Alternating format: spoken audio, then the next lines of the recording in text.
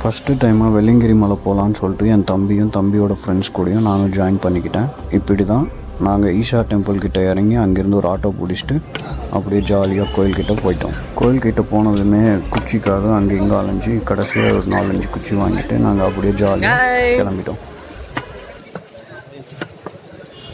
இந்த கேமராவை வச்சுட்டு அந்த பக்கம் இந்த பக்கமும் ஆடிக்கிட்டே இருந்ததால் அப்புறமா கேமரா ஒரு பக்கமாக திருப்பிட்டு அப்படியே நடக்க ஆரம்பித்தோம்.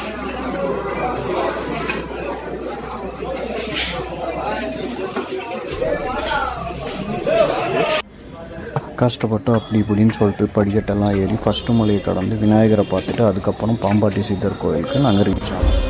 அப்புறம் பாம்பாட்டி சித்தரை பார்த்துட்டு மேற்கொண்டு நடக்கணும்னு சொல்லிட்டு சாமி கும்பிட்டு அப்படியே முன்னாடி வந்தோம். முன்னாடி வந்துட்டு நடக்க ஆரம்பித்தோம்.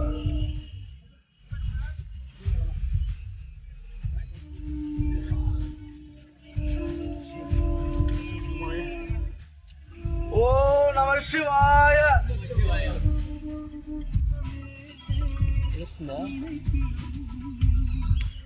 நாங்கள் விடிய காலையில் 3 மணிக்கு ஸ்டார்ட் பண்ணதால் அப்போ கொஞ்சம் இருட்டாக இருந்தது, கிளியராக இல்லை. அதனால் இந்த மாதிரி தான் வீடியோ எடுக்க முடியாது.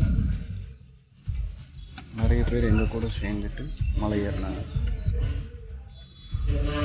ஒரு 6 மணி 6:30 பக்கம் வெளிச்சம் வந்ததால் சூரியன் பயங்கரமாக இருந்தது. நாங்கள் 3வது மலையிலேருந்து அதை பார்த்துட்டு இருந்தோம். வழுக்கு பாறைலாம் ஏறிட்டு அதுக்கப்புறம் நடந்து வந்துட்டு இந்த வியூ பார்க்கும்போது எங்களுக்கு ரொம்ப நல்ல ரிலாக்ஸாக இருந்தது. அதுக்கப்புறம் மெதுவாக நடக்க ஆரம்பித்தோம். 3வது மலை கடந்த 4வது மலை வரும்போது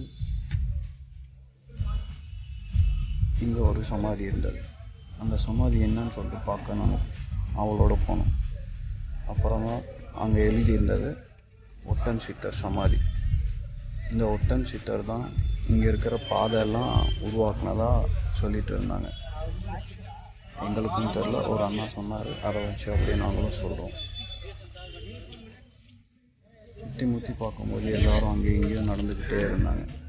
சிலர் தண்ணி குடிக்க நின்னாங்க, சிலர் வந்து டயர்டாக இருக்குன்னு சொல்லிட்டு ரெஸ்ட் எடுத்தாங்க, சிலர் வந்து ஓயாமல் அப்படியே நடந்துக்கிட்டே இருந்தாங்க.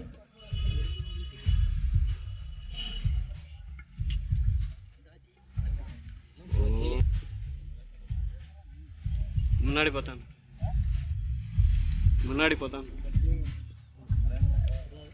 எங்கள் கூட என் தம்பியோட நண்பர் ஒருத்தர் வந்து காணும்னு சொல்லிட்டு அவன் தேடிட்டு இருந்தான். அப்போ தான் அவர் முன்னாடி போயிட்டு இருக்காருன்னு சொல்லிட்டு நான் சொன்னேன்.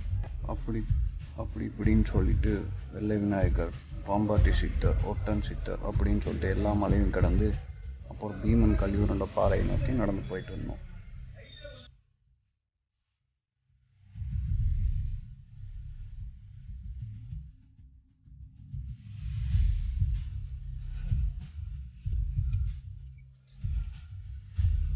அங்கே தூரத்தில் தெரிகிற மலை தான் வெள்ளியங்கிரி கடைசி மலை.